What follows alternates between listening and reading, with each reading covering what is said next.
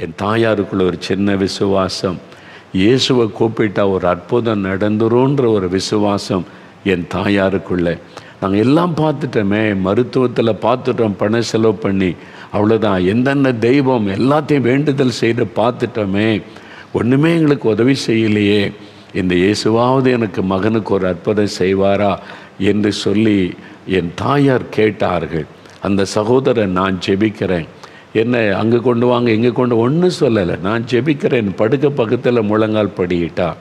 என் பெற்றோர், என் உடன் பிறந்த சகோதரர் 3 பேர் எல்லாம் முழங்கால் படியிட்டார்கள். நாங்கள் யாருக்கும் ஜெபிக்கலாம் தெரியாது, சும்மா ஒரு முழங்கால் பயபக்தியாக நிற்கிறாங்க, அவ்வளவுதான். என்னுடைய தாயார் மாத்திரம் இயேசுவே இயேசுவே அந்த பெயரை சொல்லி கூப்பிட்டாங்க. கண்ணீரோட இயேசுவே என் மகனுக்கு இறங்கும், இயேசு அப்படின்ற அந்த பெயரை சொல்லி என் தாயார் கண்ணீரோடு கூப்பிட்டாங்க. நான் கண்ணை திறந்து வேடிக்கை பார்த்து கொண்டு இருந்தேன். என்னால் எழும்ப முடியாது, படுத்த படுக்கை, அப்படியே காலை அசைக்க கூட முடியாது. யாராவது தூக்கி வச்சா தான் உட்காரவே முடியும். அவர் ஜெபம் பண்ணும்போது எங்கள் வீட்டுக்குள்ளே இயேசு வந்தார். எங்கள் வீட்டுக்குள்ளே இயேசு வந்தார். எனக்கு அன்பானவர்கள், இன்றைக்கும் அதை நினைத்தால் ஆச்சரியம். நாங்கள் கிறிஸ்தவம் கிடையாது, சர்ச்சுக்கு போனதில்லை, எங்கள் வீட்டில் பைபிள் கிடையாது, இந்த கிறிஸ்தவ கூட்டத்துக்கு போனது கிடையாது. ரொம்ப பக்தி உள்ளவர்கள், தினம் குத்து விளக்கு ஏற்றி பக்தியாக தெய்வ வணக்கம் செய்கிறவர்கள், அதுதான் எங்கள் வீட்டில் இருந்தது. ஆனால் அந்த வீட்டுக்குள்ளே இயேசு வந்தார். அவர் கூப்பிட்ட போது, என் தாயார் கண்ணீரோடு கூப்பிட்ட போது, அந்த சகோதரன் ஜெபிக்கிற நேரத்தில் இயேசு வந்தார். இயேசுவே தொடும் அப்படின்னு ஜெபித்த போது ஒரு கரம் என்னை தொட்டது. இந்த வலது பக்கம் தோள் பகுதியில் ஒரு கரம் தொட்டதை நான் உணர்ந்தேன். யாரோ என்னை தொடுறாங்களே, என் கண்ணிலேருந்து கண்ணீராக வருது, ஏதோ நடக்குது என் சரீரத்தில், என்னால் உணர முடிகிறது. மின்சாரத்தை போல் ஒரு வல்லமை என் காலுக்குள்ளே பாய்ந்தது. செயலற்று கிடந்து என் வலது கால் செயல்பட ஆரம்பித்தது. நான் எழுப்பி உட்கார்ந்துட்டேன். உடனே அவன் ஜெபம் முடிக்கிறதுக்குள்ளே என் சரீரத்தில் மாற்ற எழுப்பி உட்கார்ந்துட்டேன். ஜோமணி முடிக்கிறாங்க, நான் உட்கார்ந்துருக்கிறேன். நானாக எழும்பினேன், நடக்க ஆரம்பித்தேன். என்னால் நடக்க முடிகிறது. 2 அற்புதம். நொண்டியாயிருந்த நான் நடக்க ஆரம்பித்தேன். வீங்கியிருந்த பல்ஜாகியிருந்த இறுதிய நார்மலாய் மாறிவிட்டார். ஒரு பூரண சுகம். இயேசுடைய ஒரே ஒரு தொடுதல் என் மரண படுக்கையை மாற்றினார். இயேசு மாத்திரம் அன்றைக்கு எங்கள் வீட்டுக்கு வராமல் இருந்திருந்தால் என்னுடைய கல்லறை தான் இந்த உலகத்தில் இருந்திருக்கும். இயேசு எங்கள் வீட்டுக்கு வந்தார். அவர் என்னை தொட்டார். எனக்கு அன்பானவர்களே, ஏன் வந்தார் தெரியுமா? எங்கள் அம்மா கூப்பிட்டாங்க, இயேசுவே வாங்க, இயேசுவே இயேசுவே கூப்பிட்டதுனால வந்தார். நீங்கள் கூப்பிட்டா இயேசு உங்கள் வீட்டுக்குள்ளே வருவார். இயேசுவே நீங்கள் வந்து எனக்கு ஒரு அற்புதம் செய்யுங்க, இயேசுவே என் வாழ்க்கையில் வந்து ஒரு அற்புதம் செய்யுங்க. அவர் வந்து நீங்கள் கூப்பிடாமல் வர மாட்டார். கூப்பிடுங்க, இயேசுவேன்னு கூப்பிட்டா உடனே வருவார், உங்களை தொடுவார். இயேசு அங்கே இருந்ததுனால தான் அந்த அற்புதம் நடைபெற்றார். இயேசு உங்கள் வீட்டுக்குள்ளே வந்தார். இவங்க இந்துக்கள், இவங்க வீட்டுக்குள்ளே நான் எப்படி வருவேன்? அவங்கள சர்ச்சுக்கு வர சொல்ல அப்படி இயேசு சொல்லவில்லை. அதான் தான் சொல்கிறேன், இயேசு மதங்களுக்கு அப்பாற்பட்டவர். அவர் மதங்களை பார்த்து யாருக்கு அற்புதம் செய்வது இல்லை. அப்படின்னா நான் செத்து போயிருக்கணுமே. எங்கள் வீட்டுக்குள்ளே அவர் வந்தார். அவர் வந்து என்னை தொட்டு என்னுடைய மரண படுக்கையை மாற்றினார். அதே இயேசு தான் இன்றைக்கு உங்கள் வீட்டுக்குள்ளே வந்திருக்கிறார். இந்த செய்தியை கேட்டுக்கொண்டு உங்கள் வீட்டுக்குள்ள உங்கள் பக்கத்தில் தான் அவர் நிற்கிறார். இயேசுவேன்னு கூப்பிட்டா போது அவர் தொட்டு விடுவார். நீங்கள் அவரை கூப்பிட்டா விசுவாசத்தோட அற்புதம் நடந்து விடும். எனக்கு பிரியமானவர்களே, இயேசு உங்கள் வீட்டுக்குள்ளே வந்து உங்களை ஆசீர்வதிக்க ஆயத்தமாக இருக்கிறார். நீங்கள் கூப்பிடணும். ஒரு பாருங்கள், ஒரு குடும்பத்தார், அவங்களும் இயேசு அறியாதவங்க, ரொம்ப பிரச்சனை, வேதனை, நெருக்கம், கஷ்டத்தில் கணவர் குடிச்சு குடும்பத்தை கவனிக்கிறதில்ல, செத்து போயிடலான்ற நேரம் இயேசு உங்களை சந்தித்தார். தாயும் அந்த வீட்டிலேருந்து ஒரு வாலிப மகள், ஸ்கூலில் படிக்கிற மகளும் இயேசுவை ஏற்றுக்கொண்டாங்க. கணவர் சொல்லிட்டார், இந்த இயேசுலாம் நம்ம வீட்டுக்கு சரிப்படாது, நம்முடைய பிறப்பு என்ன, நம்ம பரம்பரையை செய்துக்கிட்டு வர்றது என்ன அப்படிலாம் சொல்லிட்டார். அவருக்கு தெரியாமல் தாயும் மகளும் ஜெபம் பண்ணுவாங்க. இவர் குடிச்சிட்டு வருவார். ஒரு நாள் குடிச்சிட்டு வந்து வியாதியில் பாதிக்கப்பட்டு டாக்டர்கிட்ட கொண்டு போனாங்க. குடிச்சு அவருடைய சரீரமே போச்சு, இனி அவர் பிழைக்கிறது கஷ்டம் சொல்லிட்டாங்க. வீட்டில் வச்சு நான் மருந்து தரேன், வீட்டில் வச்சு கொடுத்து கொள்ளுங்க. மரணப்படுக்கையில் ஆயிட்டார். மரணப்படுகிற சாகிற நிலைமை. இப்போ சாகிற நிலைமையில் ஒரு நாள் மரண போராட்டம், அப்படியே மரணம் நெருங்கி கொண்டு சாகிற மாதிரி ஆயிட்டார். இந்த வாலிப மகள் என்ன பண்ண, படுக்க பக்கத்தில் முழங்கால் போட்டு, இயேசுவே வாங்க, இயேசுவே வாங்க, எங்கள் வீட்டுக்குள்ளே வாங்க, எங்கள் அப்பாவை தொடுங்க. அதுதான் அவளுக்கு ஜெபம், அதுதான் அவளுக்கு தெரியும், வேற ஒன்றும் சொல்ல தெரியும். இயேசுவை வாங்க, எங்கள் அப்பாவை தொடுங்க, சுகமாக்குங்க. இயேசுவை கூப்பிட்டாள். இயேசு உடனே அந்த வீட்டுக்குள்ளே வந்தவுடைய தகப்பனாரை தொட்டு மரண கட்டை மாற்றினார். அடுத்த நிமிஷம் அவர் எழும்பினார். மறிக்கிற நிலைமையிலிருந்து அவர் படுக்க விட்டு எழும்பினார். அவருக்கு அப்படியே சரீரத்தில் புது பலன். அவராலே நம்ப முடியல, நானா சுகம் பெற்று விட்டேன். அந்த மகளுக்கு அவ்வளோ சந்தோஷம். இயேசு என் ஜெபத்தை கேட்டார், எங்கள் அப்பாவை குணமாக்கிட்டார் சொல்லி மகிழ்ச்சியோடு சாட்சி எழுதியிருந்தாள். எனக்கு அன்பானவர்களே, அதே இயேசு இன்றைக்கி உங்கள் வீட்டில் வந்து உங்களுக்கு அற்புதம் செய்ய ஆயத்தமாக இருக்கிறார். நீங்கள் கூப்பிட்டா உங்கள் வீட்டிலையும் இயேசு அற்புதம் செய்வார். இயேசுவை அழைச்சாதான் அவர் வருவார், யாரையும் கட்டாயப்படுத்த மாட்டார். இயேசு அந்த வீட்டில் அழைச்சதுனால வந்திருந்தார். ரெண்டாவது, ஒரு குறைவு வந்துட்டு, பொதுவாக திருமண வீட்டில் குறைவு வந்தால் வெளியே சொல்லாருங்க, அட்ஜஸ்ட் பண்ணிடுங்க, அப்படி தான் சொல்லுவாங்க. இல்லை, திராட்சரசம் இல்லைன்னா வெளியே தெரிஞ்ச அவமானம், அப்படியே கடைசி தானே அட்ஜஸ்ட் பண்ணிடுங்க. ஆனால் இவங்க இயேசுக்கு தெரியப்படுத்தினார்கள். அவருடைய தாயார் மூலமாக வந்து இயேசுக்கு தெரியப்படுத்தினாங்க. குறைவு வந்துட்டு, அப்போ தன்னுடைய வாழ்க்கையில் இருக்கிற குறைவை நீங்கள் இயேசுக்கு தெரியப்படுத்தும் போது இயேசு உங்களுக்கு அற்புதம் செய்வார். பிலிப்பியர் 4:6 வாசித்தால், நீங்கள் ஒன்றுக்கும் கவலைப்படாமல் எல்லாவற்றையும் தேவனுக்கு தெரியப்படுத்துங்க, இயேசுக்கு தெரியப்படுத்துங்க. ஜெபத்தில் இயேசுவே, இதுதான் என் பிரச்சனை, இதுதான் என் கஷ்டம், என்னால் பாவத்தை விடவும் முடியல, நிம்மதியாகவும் இருக்க முடியல, எனக்கு உதவி செய்ய தெரியப்படுத்துங்க. இயேசுவே, எனக்கு குழந்தை இல்லை, நிந்தையாக இருக்குது, அவமானமாக இருக்குது, செத்துலான்னு தோணுதே, இயேசுவே எனக்கு உதவி செய்யுங்க, தெரியப்படுத்துங்க. உங்கள் மனதில் என்னெல்லாம் நினைக்கிறீங்க, எப்படிலாம் பாதிப்பதை அவருக்கு தெரியப்படுத்துங்க. நீங்கள் தெரியப்படுத்திட்டா அவர் உடனே அற்புதம் செய்வார். 1 பேதுரு 5:7 சொல்லி இருக்கிறது, உங்கள் கவலைகளெல்லாம் அவர் மேலே வச்சிருங்க, அவர் உங்களை அன்பாய் விசாரிக்கிற ஒரு ஆண்டவர். மகளே, நீ எப்படி இருக்க, நல்லா இருக்கிறியா? மகனே, நீ எப்படி இருக்க, ஏன் துக்கமாக இருக்கிற? அன்பாய் விசாரிக்கிற ஒரு ஆண்டவராய் இருக்கிறதுனால உங்கள் கவலைகளெல்லாம் அவர் மேலே வைத்து விடுங்கள் என்று வசனம் சொல்லுது. நீ ஏன் கவலைப்பட்டு சுமந்துக்கிட்டே இருக்கிற? உன் கவலையெல்லாம் ஏன் மேலே வச்சிரு, நான் பார்த்துக்கிறேன். உன் பாரத்தெல்லாம் ஏன் மேலே வச்சிரு, பார்த்து கொள்ளுகிறேன்னு சொல்லி அன்பாய் உங்களை விசாரிக்கிற ஒரு ஆண்டவர். அவருக்கு தெரியப்படுத்துங்க, அவர் மேலே வச்சிருங்க. மத்தேயு 11:28 இயேசு சொல்லுகிறார், வருத்தப்பட்டு பாரம் சுமக்கிறவர்களே எல்லாரும் என்னிடத்தில் வாங்க. பாரம் சுமக்கிறீங்களா? வருத்தத்தோடு இருக்கிறீங்களா? வேதனையோடு இருக்கிறீங்களா? பண கஷ்டமா? கடன் பிரச்சனையா? நிந்தையா? வேதனையா? என்கிட்ட வாங்க, நான் உங்களுக்கு இளைப்பாறுதல் தருவேன். நான் அந்த பிரச்சனையை மாற்றுவேன், வேதனைகளை நீக்குவேன், அந்த கஷ்டத்தை மாற்றி உங்களுக்கு ஒரு சந்தோஷம், சமாதானம், இளைப்பாறுதலை தருவேன் என்று இயேசு உங்களுக்கு ஒரு அழைப்பு கொடுக்கிறார். இயேசுவே, நான் உங்ககிட்ட வர்றேன்ப்பா, எனக்கு உதவி செய்யுங்கன்னு சொல்லுங்கள், போதும். அவ்வளோதான். அவர் காரியங்களை பார்த்துக்கொள்ளும். அவருக்கு தெரியப்படுத்த வேண்டும். மனசில் ஒன்று வைக்காமல் எல்லாத்தையும் தெரியப்படுத்துங்க. ஒரு சமயம் ஒரு சகோதரர் என்னை பார்க்குறதுக்கு 4 மாடிக்கு வந்திருந்தார், தனியாக பார்க்கணுன்னு சொல்லி. அந்த சகோதரரை அழைத்து உட்கார வச்சு பேசினேன். என்ன விஷயம் என்பதாக கேட்டேன்.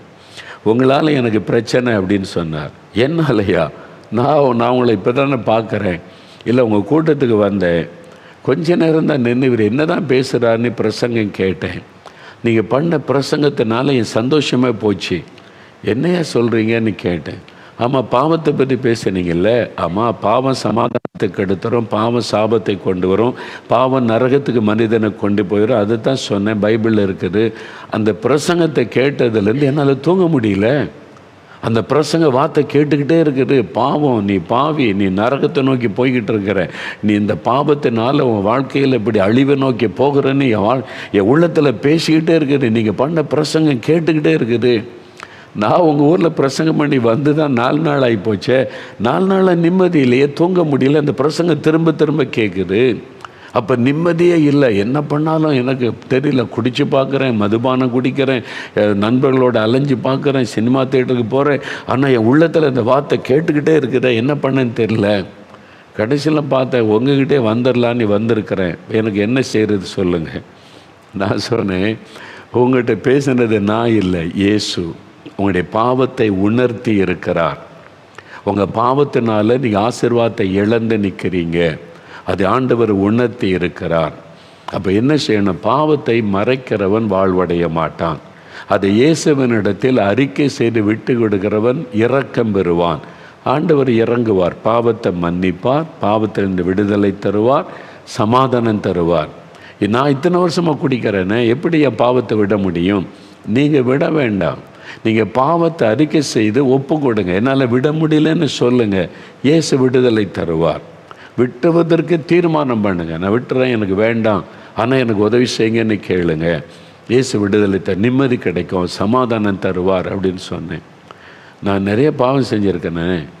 மனைவியை அடிச்சிருக்கிறேன், பிள்ளைகளை அடிச்சிருக்கிறேன், குடிச்சிட்டு வந்து நிறைய கலாட்டா பண்ணியிருக்கிறேன், அப்படியெல்லாம் தப்பு பண்ணியிருக்கிறேனே. எல்லாம் இயேசுவுக்கு தெரியும். அதுதான் உங்களுடைய சமாதானத்தை பாதிக்குது. அதனால தான் உங்களுக்கு நிம்மதி இல்லை. அப்போ பாவத்தை இயேசுகிட்ட அறிக்கையிட்டால் மன்னித்து விடுவார், உங்களுக்கு விடுதலை தர. மறைக்காதங்க, அவர்கிட்ட மனம் திறந்து சொல்லுங்கள். நான் ஜெபிக்கலாம் அப்படின்னு முழங்கால் போட்டோம். நான் சொன்னேன், முதல்ல நீங்கள் ஜெபம் பண்ணுங்க. அவர் சொன்ன, எனக்கு ஜெபிக்கலாம் தெரியாது. கிறிஸ்தவர் தான், ஆனால் சொல்ல ஜெபிக்கலாம் எனக்கு தெரியாது, ஜெபிச்ச பழக்கம் இல்லை. சரி, இவ்வளோ நேரம் என்கிட்ட சொன்னீங்கல்ல, எனக்கு இந்த மாதிரி இருக்குது, சமாதானம் இல்லை, நிம்மதி இல்லை, நான் குடிக்கிறேன், மனைவியை அடிக்கிறேன், பிள்ளைகளை அடிக்கிறேன், என் குடும்பமே இப்படி என்னால் பாதிக்கப்பட்டுன்னு சொன்னீங்களாமா, அதை அப்படியே ஆண்டவர்கிட்ட சொல்லுங்கள். அவ்வளோதான். கண்ணை மூடி உங்கள் முன்னால் இயேசு நிற்கிறார். அவரை பார்த்து, இயேசுவே நான் இப்படி தான் இருக்கிறேன், என் வாழ்க்கை இப்படி தான் இருக்குது, நிம்மதி இல்லை, எனக்கு ஒரு விடுதலை கொடுங்க, சமாதானம் கொடு, கேளுங்க. அவ்வளோதான். மனம் திறந்து பேசுங்க. அவ்வளோதானா? அதான் ஜெபம். வேற என்ன அழகான வார்த்தையெல்லாம் தேவையில்லை. நீங்கள் மனம் திறந்து சொல்லுங்கள். சரி, அவர் கண்ணை மூடிட்டார். அப்போது முதல்ல ஆரம்பத்தில் கஷ்டம். இயேசுவேன்னு ஆரம்பித்தார். நான் குடிக்கிறேன், பாவம் செய்கிறேன் சொல்ல ஆரம்பித்தார் பாருங்கள். உள்ளம் உடைந்து அப்படியே அழ ஆரம்பிச்சிட்டார். ஏங்கி ஏங்கி அழுகிறார். அழுது அழுது, இயேசுவே நான் பாவி, நான் என் குடும்பத்தின் சமாதானத்தெல்லாம் கெடுத்துட்டேன், என் மனைவி அடித்து, என் பிள்ளைகளை அடித்து, எல்லாருடைய நிம்மதி கெடுத்துட்டேன், ஐயோ நான் பெரு பாவி, ஆண்டவரே இயேசுவே மன்னியும் அப்படின்னு அழுது ஜெபிச்சா. ஜெபிக்க தெரியாதுன்னார். ஜெபிச்சுக்கிட்டே இருக்கிறார். 5 நிமிஷம், 10 நிமிஷம், 15 நிமிஷம் ஆயிட்டு திடீர்னு ஜெபம் பாதியில் நின்று விட்டார். அதுக்கு மேலே போகலை, நின்றுட்டு டக்குன்னு. உடனே என்ன நிறுத்திட்டான்னு நான் கண்ணை திறந்து அவரை பார்த்தேன். அவர் கண்ணில் தரையாய் கண்ணீர் வடிந்து கொண்டு இருக்கிறாரு. அவர் என்னை பார்த்தார். என்ன பிரதர்னு கேட்டேன். அவர் என்ன சொன்னார் தெரியுமா?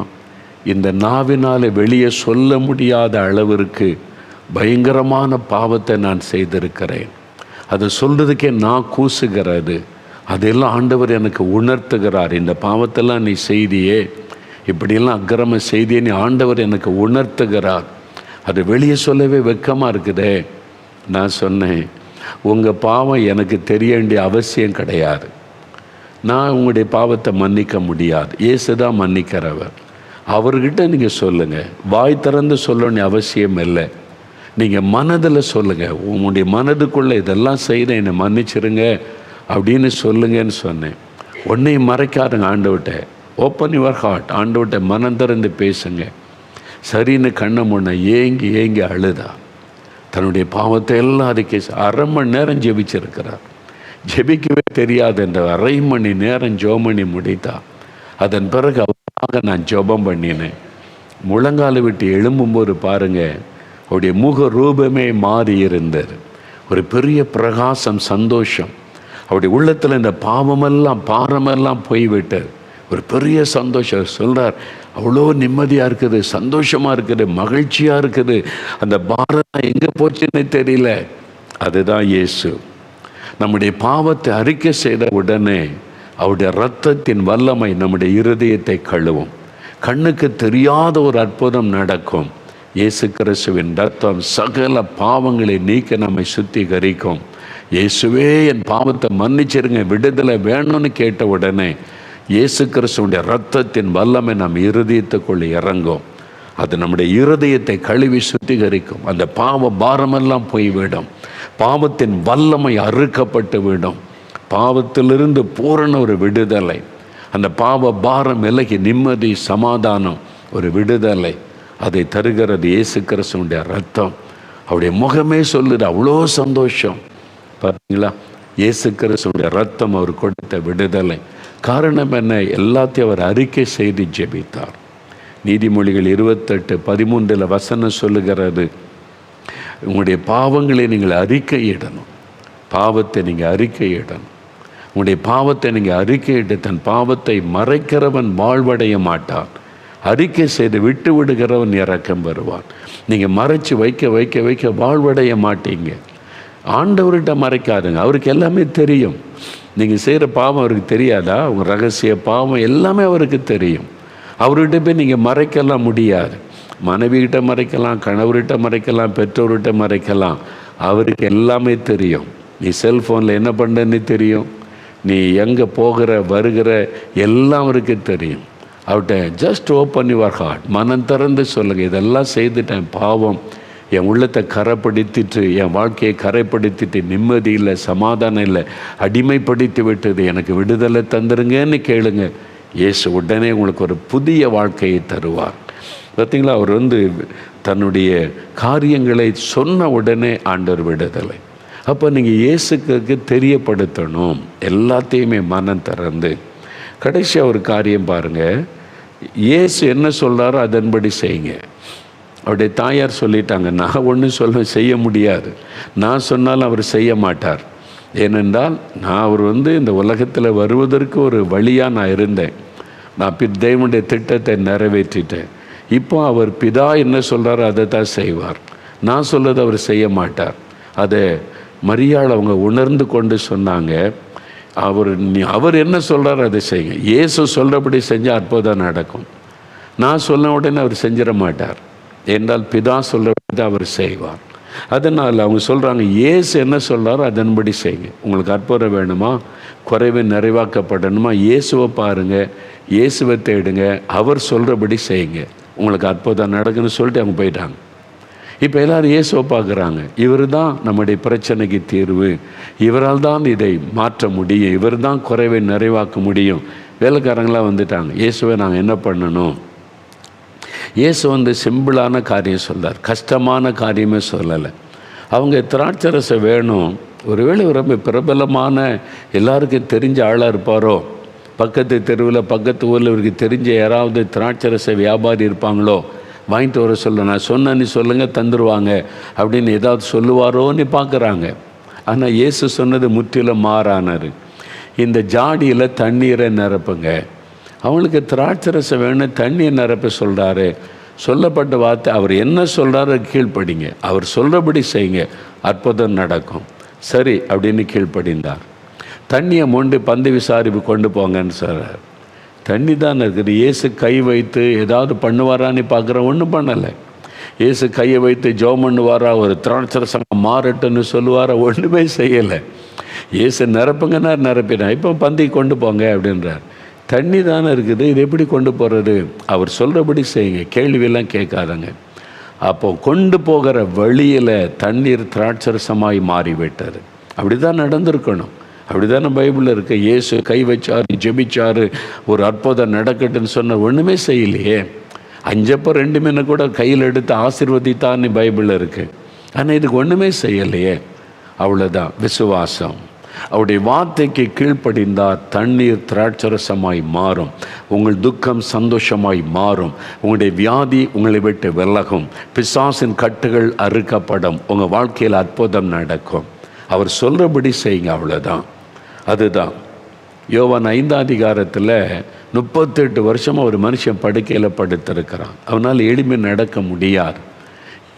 இயேசு அவனை பார்த்து கேட்கிறார், நீ சுகமாக நீ விரும்புறியா அப்படின்னு கேட்டார். அவன் பார்க்குறான், தன்னுடைய கஷ்டத்தை சொல்லுகிறான். இயேசு சொன்னார், எழுந்துரும், படுக்கை எடுத்துக்கொண்ட நட. 38 வருஷமாக படுக்கையில் இருக்கிறான். அவன் என்ன சொல்லி இருக்கலாம்? நடக்க முடியாமல் தானையா நான் படுத்து கிடக்கிறேன், 38 வருஷமாக நடக்க முடியாமல் படுக்கையில் இருக்கிறேன், என்ன போய் எளிமை நடன்னு சொல்கிறீங்களே அப்படின்னு அவன் சொல்லவில்லை. இயேசுடைய வார்த்தைக்கு கீழ்ப்படிந்து அவன் எழும்ப முயற்சி பண்ணும்பொழுது தான் அற்புதம் நடைபெற்றது.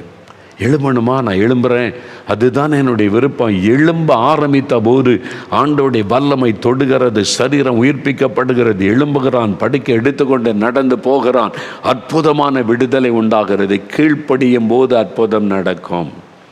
கேள்வி கேட்காம கீழ்ப்படியணும். இதை யோவான் 9ஆம் அதிகாரத்தில் ஒரு பிறவி குருடன், 2 கண்களுமே தெரியாது, பிறவிலேயே அவனுக்கு கண் தெரியாது. அப்போது அவன் இயேசுவை அவன்கிட்ட பேசும்போது சொல்கிறாரு, ஒரு சேறு உண்டாக்கி மண்ணை கண்ணில் பூசி சீலவாம் குளத்தில் போய் கழுவு. சீலவாம் என்கிற குளம் இப்பவும் இருக்குது, அங்கே இருக்குது, எருசலேமில் இருக்குது. நான் போகும்போதெல்லாம் அந்த சீலவாம் குளத்துக்கு இப்பவும் அங்கே தண்ணி இருக்குது, அந்த குளம் இருக்கிறது. முஸ்லீம்கள், இஸ்லாமியர்கள் தான் அதை பாதுகாத்து வர்றாங்க. என்னங்க சொல்கிறீங்க, சீலவாம் குளம் இஸ்லாமியர் கையில் இருக்குதான்னா, அவங்க குரானில் கூட அவங்க புஸ்தகம் இருக்குல்ல, மத புஸ்தகம், அந்த பரிசுத்த குரான்னு சொல்கிறாங்கல்ல, அதில் கூட இயேசு செய்த இந்த அற்புதம் எழுதப்பட்டு இருக்கிறார். என்னங்க சொல்கிறீங்க, குரானில் இயேசு பற்றி எழுதிருக்குது. இயேசு கிறிஸ்து கன்னியின் வயிற்றிலே பிறந்தார் என்பது குரானில் பைபிளை விட ரொம்ப தெளிவாக எழுதப்பட்டு இருக்கிறது.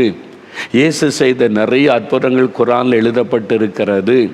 இயேசு இப்படியெல்லாம் அற்புதம் செய்தார் என்று.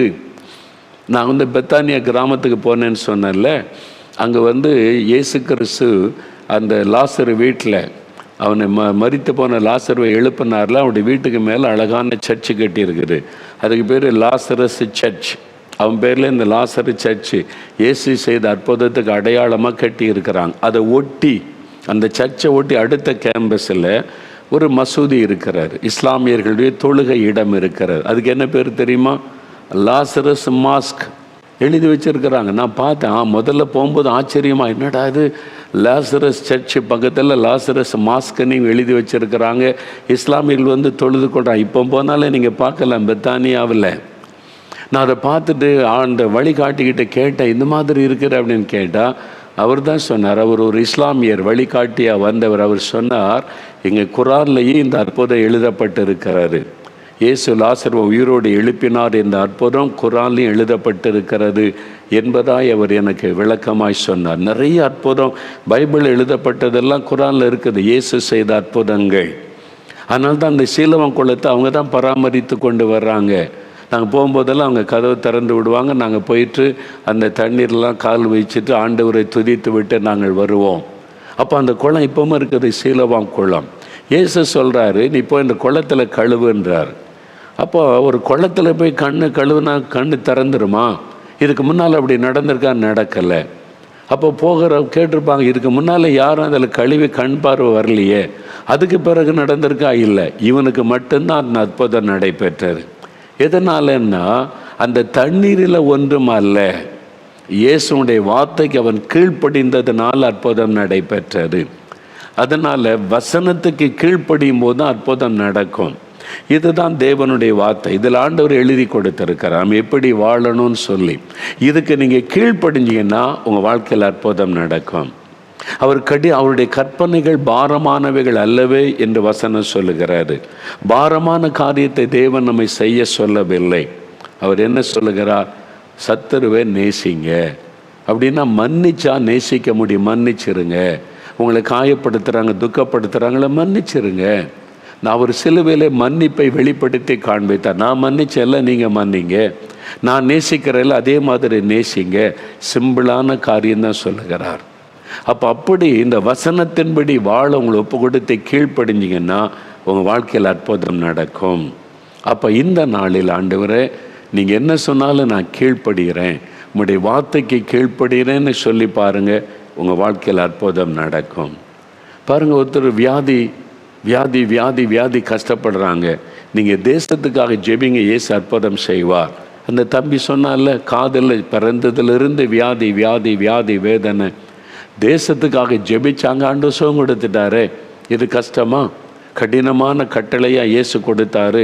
நீ 4 மாடிக்கு காலில் செருப்பு நாம நடந்து வா, நீ இந்த மாதிரி பண்ணு, அந்த மாதிரி பண்ணு, ஏதாவது உங்களை சரீரத்தை கீறிக்க கஷ்டப்படுத்த அப்படி சொன்னாரா? ஒன்றுமே இல்லையே. சிம்பிளான காரியம். இயேசு சொல்லுவது ரொம்ப தேசத்துக்காக ஜெபம் பண்ணு, மற்றவங்களுக்காக ஜெபம் பண்ணு, எல்லாரையும் நேசி, உன் உள்ளத்தில் கசப்புக்கு இடம் கொடுக்காத, உன்னை பகைக்கிறவங்கள்ட்ட கூட அன்பு காட்டு, ஏழைகளுக்கு இரக்கம் செய், ஏழைகளுக்கு உதவி செய். இதான இயேசு சொல்லுகிறார். கடினமான ஒரு கட்டளை கொடுக்கவில்லை, எல்லாம் சுலபம், சாதாரண காரியம். இந்த வேதத்தில் எழுதப்பட்ட வசனத்துக்கு கீழ்ப்படிய உங்கள் வாழ்க்கையில் அற்புதம் நடக்கும். இன்றைக்கி நான் என்ன செய்யணும் ஆண்டவரேன்னு கேளுங்க. ஆண்டு சொல்ல, நீ விசுவாசித்தால் தேவனுடைய மகிமை காண்பாய். நீ விசுவாசிக்கணும், அவ்வளோதான். இயேசுவே உம்முடைய வல்லமை நான் விசுவாசிக்கிறேன், என் குடும்பத்துக்குள்ளே வாங்க, என் வாழ்க்கையில் நீங்கள் வாங்க, நான் உங்கள்கிட்ட எல்லாம் தெரியப்படுத்துகிறேன், எனக்கு ஒரு அற்புதம் செய்யுங்க அப்படின்னு நீங்கள் ஜெபிச்சிங்கன்னா இன்றைக்கு இயேசு உங்களுக்கு அற்புதம் செய்வார். அதுக்கு தான் இன்றைக்கி நம்ம ஜெபிக்க போகிறோம். அற்புதத்திற்காக நம்ம ஜெபிக்க போகிறோம். இப்போ நம்ம ஜெபிக்க போகிறோம். இப்போ இயேசு உங்கள் பக்கத்தில், உங்கள் வீட்டில், உங்கள் அருகில் தான் நின்று கொண்டு இருக்கிறார். நீங்கள் யாராக இருந்தாலும் சரி, எந்த விதமான நம்பிக்கை உள்ளவங்களாக இருந்தாலும் சரி, இப்போ இயேசு உங்கள் பக்கத்தில் வந்திருக்கிறார். இப்போ இயேசுவே, நீங்கள் என் வாழ்க்கையில் வரணும், என் உள்ளத்துக்குள்ளே வரணும், என் வாழ்க்கையில் ஒரு விடுதலை வேணும், நிம்மதி வேணும், சமாதானம் வேணும், பரிசுத்தம் வேணும், சுகம் வேணும், என் குடும்பத்தில் இருக்க துக்கெல்லாம் நீங்கணும், பிசாசின் கட்டுகள் மாறணும், எங்களுக்கு ஒரு அற்புதம் நடக்கணும் இயேசுவே, நீ அந்த பெயரை சொல்லி கூப்பிட்டா உடனே உங்களுக்கு அற்புதம் நடக்கும். எப்படிங்க இதெல்லாம் நடக்குதுன்னு சொன்னால், அவர் சிலுவையில் நமக்காக அவர் பாவமானார், சாபமானார். நம்முடைய பாவம், சாபம் எல்லாத்தையும் சிலுவையில் சுமந்து அவர் தான் பாவத்துக்கு பரிகாரி, அவர் தான் சாபத்திற்கு பரிகாரி. நீங்கள் கெட்ட நேரம், நல்ல நேரம் இல்லை, நேரம் சரியில்லை, நீங்கள் சாபத்துக்குள்ளே இருக்கிறீங்க, தோஷம் அப்படிலாம் சொல்லி இதெல்லாம் மாறுறதுக்கு 4 வருஷம் ஆகும், 10 வருஷம் ஆகுன்னு சொல்கிறாங்களா? அந்த தோஷத்தை எல்லாம் இயேசு சிலுவையில் சுமந்துட்டார்.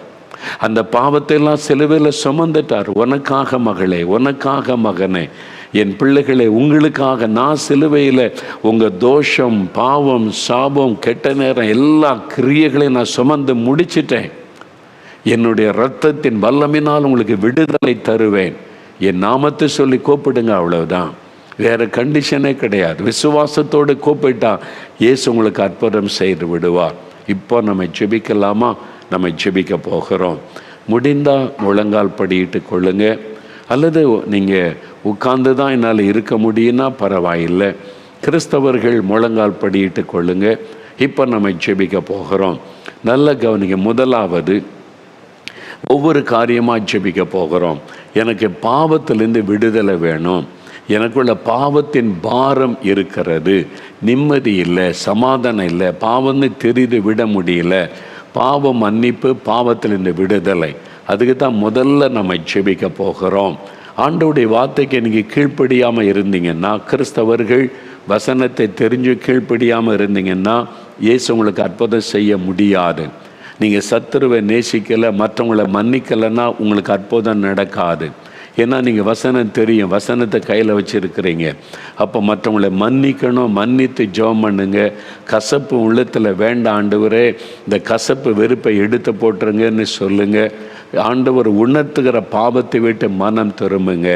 உங்கள்கிட்ட இந்த பாவம் இருக்குது, இந்த தப்பு இருக்குது, பெருமை இருக்குது, கோபம் இருக்குது, எரிச்சல் இருக்குது, கண்களின் நிச்சயம் இருக்குது, மாமிச இச்சை இருக்குது, அநியாய சம்பாத்தியம் இருக்குது, மற்றவங்களை ஏமாற்றுகிற சுபாவம் இருக்கிறது, நீ மற்றவங்களை ஏமாற்றுகிற பிஸ்னஸ்ன்ற முறையில் மற்றவங்களை ஏமாற்றி பணம் சம்பாதிக்கிற, அதெல்லாம் விட்டு மனம் திரும்பு. நீ லஞ்சம் வாங்குற, ஊழல் பண்ணுற, நீ ஒரு கிறிஸ்தவனாக இருந்து இப்படி செய்கிற, இதெல்லாம் பாவம்னு ஆண்டவர் உணர்த்துகிறார். அதை விட்டு மனம் திரும்புங்க. ஆண்டவரே, நான் ஒரு அதிகாரி, லஞ்சம் வாங்குற இந்த பாவத்தை மன்னிங்க, நான் கலப்படம் பண்ணுறேன் இந்த பாவத்தை மன்னிங்க, இனி இந்த பாவத்தை செய்ய மாட்டேன். அது மாதிரி ஒப்பு கொடுங்க. உங்களுடைய பாவத்தை விட்டு மனம் திரும்பினா ஆண்டவர் பாவத்தை மன்னித்து அந்த பாவத்திலிருந்து விடுதலை தருவார். மதுபானத்திலிருந்து, போதை வஸ்துகளிலிருந்து, புகைக்கிற பழக்கம், இந்த போதை பொருட்களை பயன்படுத்துவதிலிருந்து இன்றைக்கு விடுதலை. இயேசு உங்களை நேசிக்கிறார். யாரையும் பாவின்னு அவர் புறம்பே தள்ளுவதே இல்லை. அவர் பாவிகளின் சிநேகிதன் என்று அழைக்கப்பட்டவர். பாவத்தை தான் அவர் வெறுக்கிறார். உங்களுடைய பாவத்திலிருந்து விடுதலை கொடுக்க சிலுவையில் ரத்தம் சிந்தினார். இப்போ நீங்கள் சொல்லுங்கள், அப்போ முதலாவது எனக்கு பாவத்திலிருந்து விடுதலை வேணும் அப்படின்னா இருதயத்தில் கை வைத்து, இயேசுவே என் உள்ளத்தில் நீங்கள் வரணும், உங்கள் இரத்தத்தினால என் இருதயத்தை கழுவணும், இந்த பாவத்தில் இந்த விடுதலை வேணும்னு ஜெபிக்கணும்.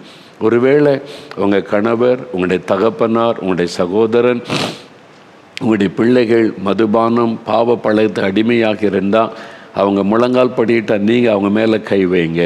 இயேசுவே என் கணவருக்கு விடுதலை கொடுங்க, இயேசுவே எங்கள் அப்பாவுக்கு விடுதலை கொடுங்க, அண்ணனுக்கு விடுதலை கொடுங்க, இந்த பாவ பழக்கம் மாறட்டும். அவங்க மேலே கை வைத்து நீங்கள் ஜெபிக்கணும். இப்போ அற்புதம் நடக்கும்.